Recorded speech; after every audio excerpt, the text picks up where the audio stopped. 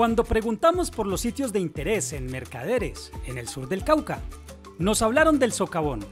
Así que buscamos a las personas indicadas para que nos llevaran allí y así conocer este sitio que parecía tener un objetivo turístico.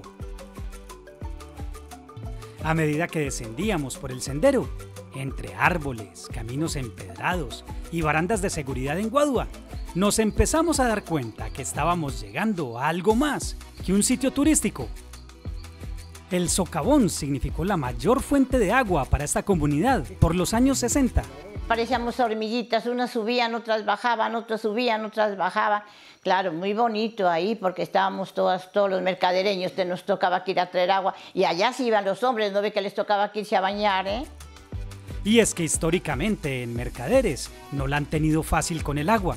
Uno de los expertos en esta materia, Julio Luna, tiene algunas explicaciones para este fenómeno. Cuando se establece aquí el pueblo, estoy hablando de los años 20, comienzo de los años 30, comienzan a agregarse personas de las veredas, sale gente de San Juanito aquí al pueblo a establecerse. En 1932 llega la vía, con la vía entran unas nuevas lógicas, otras racionalidades a la población.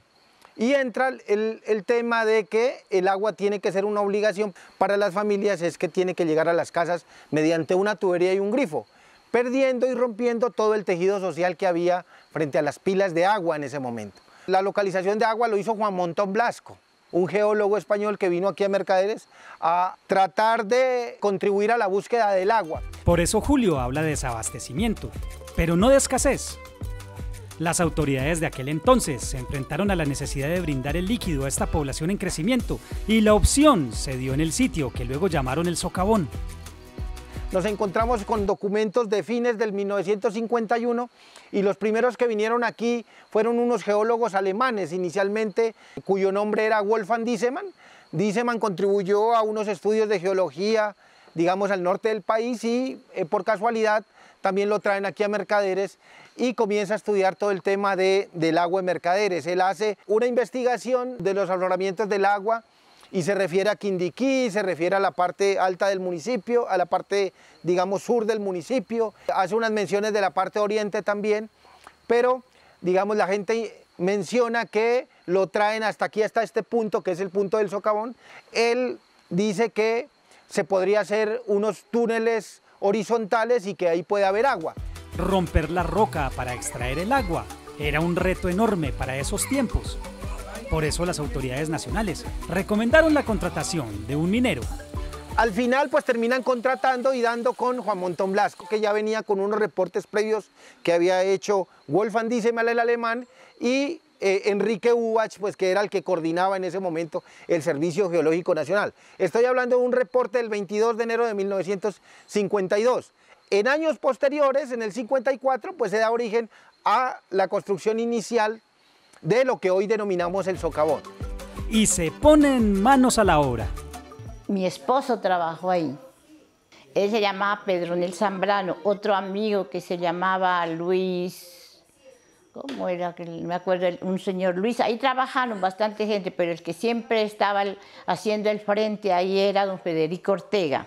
Me decía mi esposo que les había, como esas eran unas goticas que caían de agua, eso no era chorro grandote, sino que era así, toda la peñita tenía, pero como que era goteado. Y entonces les tocó que hacer unos pozos, y entonces ahí ya almacenaron el agua. Él me contaba, porque yo no entré, porque eso era oscuro.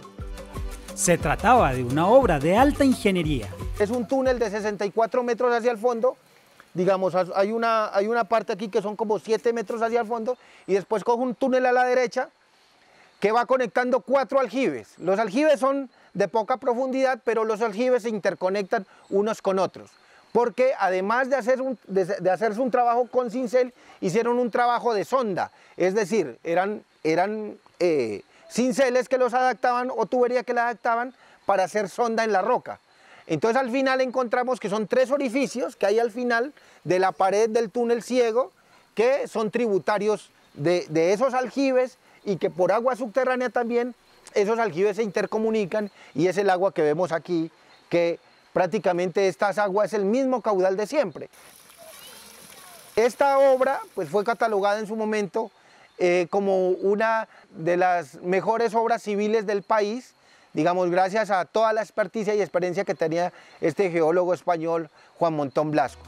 Y después inició el desfile de los mercadereños por la montaña para ir por el agua para el consumo. Un poco más abajo se hizo un pozo donde se podían bañar, lavar las ropas y, por supuesto, para...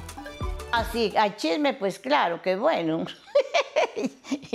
No, bueno lo pasaba uno. Es cierto que se cansaba porque era subidera de traer agua en esa loma, que era una loma, y bajar, y a veces hacía unos 5 viajes otra vez. Y uno pues como niño por andar iba a hartos viajes, a llenar todas las tinajas de los papás de uno.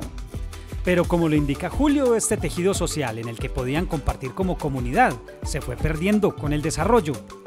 Con el tiempo ya vinieron y sacaron el agua con una motobomba y nos hicieron unos tanquecitos, uno acá en el sur, otro por al lado de la iglesia y otro acá abajo. Ahí ya cogíamos las de ese barrio, ya íbamos cogiendo agüita.